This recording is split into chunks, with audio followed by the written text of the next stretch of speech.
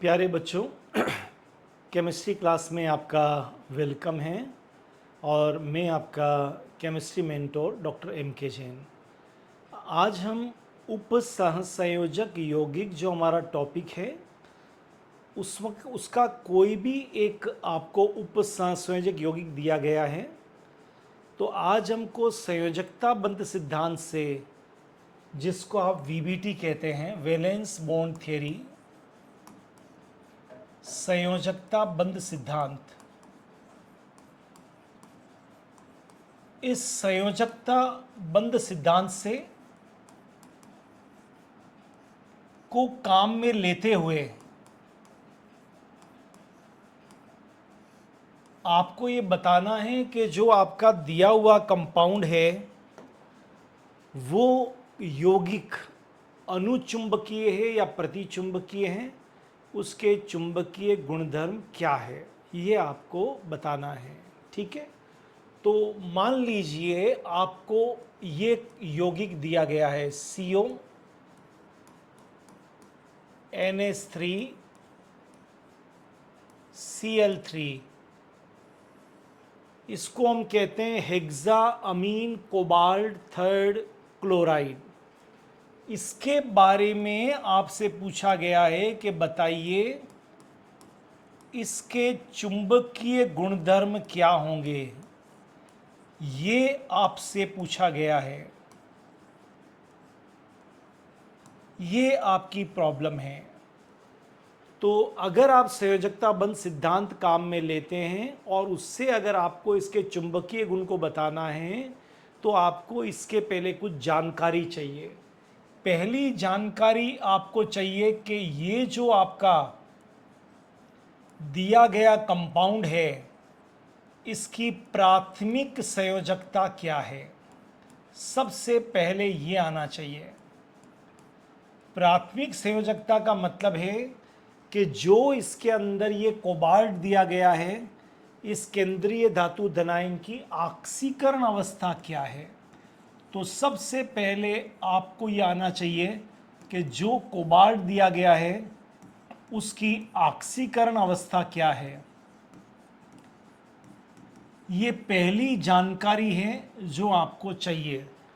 तो ये जो आपको यहाँ पर कोबाल्ट दिया गया था उसका निकालेंगे। कोबाल्ट की जगह X, एमीन का 0 होता है तो 6 इंटू 0, और Cl का -1 होता है तो +-3, टोटल चार्ज 0 है। तो X +0 -3 और X +3। तो यहाँ पर जो कोबाल्ट है वो आपका +3 है। ये पहली इंफॉर्मेशन आपके पास होनी चाहिए। ठीक है, सेकंड जो दूसरी इंफॉर्मेशन आपके पास में होनी चाहिए वो यहाँ पर चाहिए इसका द्वितीयक संयोजकता। द्वितीयक संयोजकता क्या है, और द्वितीयक संयोजकता हमेशा निश्चित होती है जिसको उपसंयोजक संख्या या कोऑर्डिनेशन नंबर बोलते हैं, और वो यहाँ पर 6 है क्योंकि ये एक दंतुक है और इसकी संख्या 6 है। तीसरी इंफॉर्मेशन आपको चाहिए कि लिगेंड का प्रकार क्या है। जो ये कंपाउंड दिया है इसमें ये जो लिगेंड है वो क्या है, तो यहाँ पर लिगेंड आपका एमीन है और इसका नेचर प्रबल होता है, ये प्रबल लिगेंड है। जब एक बार आपको मालूम चल गया कि प्रबल लिगेंड है तो अगली इंफॉर्मेशन है ये आंतरिक संकुल बनाता है। क्योंकि ये प्रबल लिगेंड है इसलिए ये अंदर तक जा सकता है, अंदर वाले डी ऑर्बिटल को काम में लेगा और ये आंतरिक संकुल बनाएगा।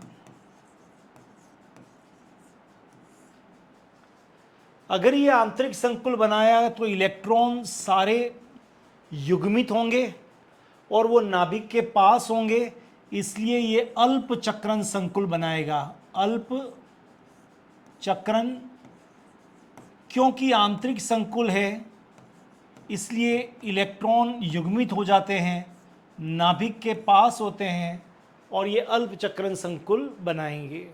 ठीक है, इतनी सारी इंफॉर्मेशन में से आपने देखा कि आंतरिक संकुल और अल्पचक्रण संकुल है तो ये युग्मित हो जाते हैं। तो जब ये युग्मित हो जाते हैं तो जिनमें भी प्रबल लिगेंड होते हैं वो प्रतिचुंबकीय होते हैं। तो ये तो हमने यहाँ से निकाल दिया कि वो प्रतिचुंबकीय होंगे। तो इस यौगिक की जो प्रकृति है वो कैसी होगी, प्रतिचुंबकीय। और जो प्रतिचुंबकीय इसमें अयुग्मित इलेक्ट्रॉन नहीं है तो ये रंगहीन होंगे। और क्योंकि इसमें अयुग्मित इलेक्ट्रॉन नहीं है इसलिए इसका चुंबकीय आघूर्ण जो होगा वो शून्य होगा। ये तो हमको इतना सारा जो है वो इस इंफॉर्मेशन से हमको मिल जाएगा। लेकिन अब करके देखते हैं। केंद्रीय धातु धनायन इसमें CO+3 है तो इसका विन्यास हो जाएगा ऑर्गन। क्योंकि कोबाल्ट का एटॉमिक नंबर 27, परमाणु क्रमांक 27 होता है तो ऑर्गन 3D4S2 3D7। लेकिन +3 है इसलिए 2 इलेक्ट्रॉन आपको यहां से निकालना है और 1 इलेक्ट्रॉन यहां से निकालना है। तो अब कॉन्फ़िगरेशन हो जाएगा आपका ऑर्गन। ये तो कोबाल्ट का है लेकिन आपको CO+3 का लिखना तो 4S0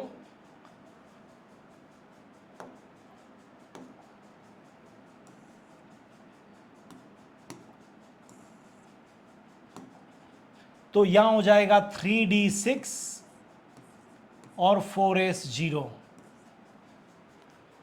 इसको बना लीजिए 3D6।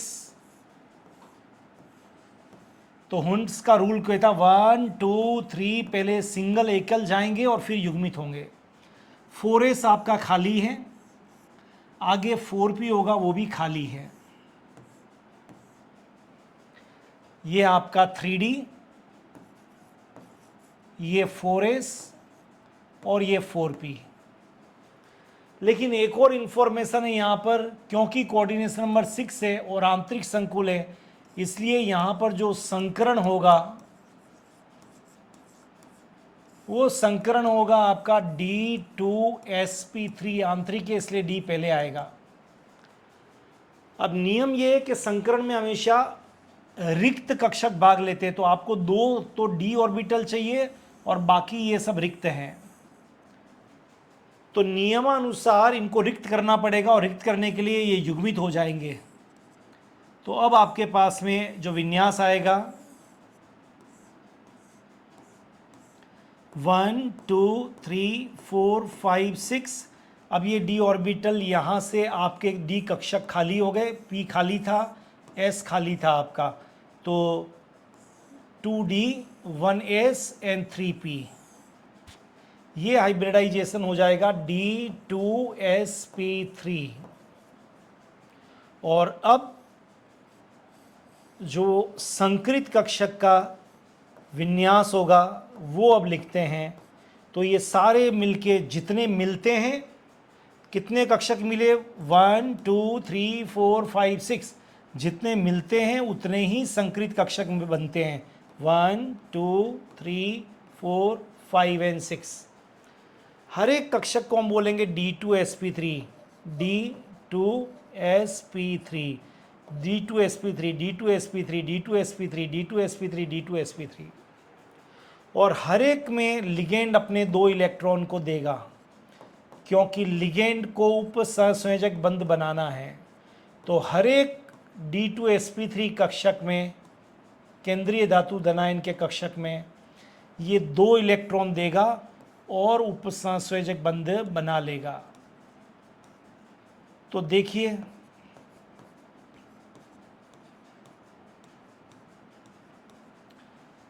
अब आप क्या देख रहे हैं, सारे इलेक्ट्रॉन युग्मित हैं, केवल यहां पर